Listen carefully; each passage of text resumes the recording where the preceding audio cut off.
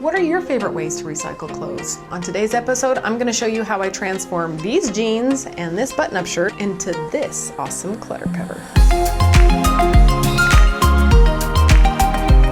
So for this project, you're going to need a pair of jeans that don't have holes in the legs. I'm using these because they are a cotton spandex blend, and the spandex portion has sort of given out in the inseam area, but the rest of the leg is just fine. So what you're going to do first, after you cut the legs off, you're going to go back up to where the hem is, and you're going to cut this portion off.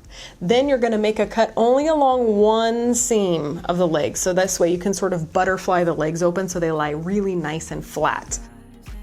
Now we're going to pin the ends of the legs together, right sides facing in, and you're going to straight stitch. I'm leaving like a 1/2 inch seam allowance here.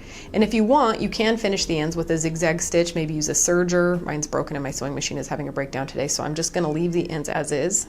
Next, you're gonna flip everything inside out, so it should look like this. Now, this is where we start pleating the sides of our openings. This is going to create the seat base and also the bottom of the chair.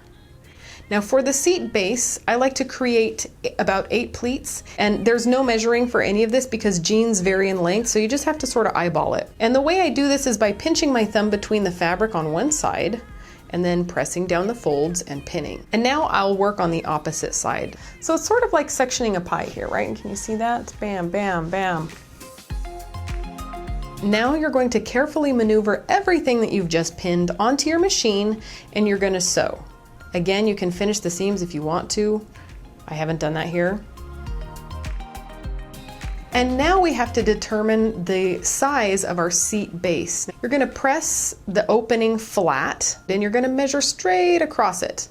Now you're going to take that number, whatever it is, and divide it by pi to determine the radius of your circle. Now, so the way I cut out my circle is by cheating. I take the radius, I double it to get the diameter, and then I use that to make a square and sort of fold it like a snowflake and cut across the top.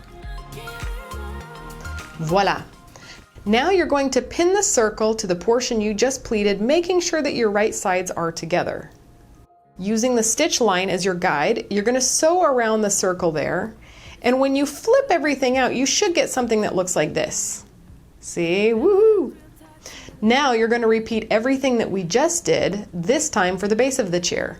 And instead of using 8 pleats, we're going to use 6. This gives the base a little bit of a wider dimension.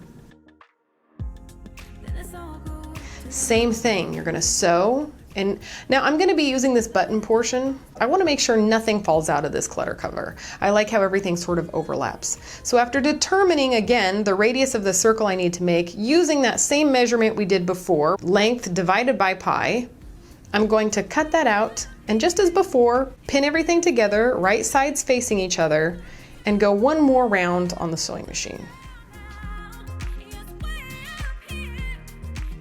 Now I'm going to undo the buttons, flip it out, and voila, look at that.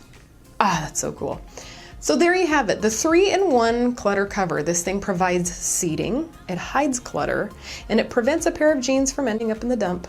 Way to go, you.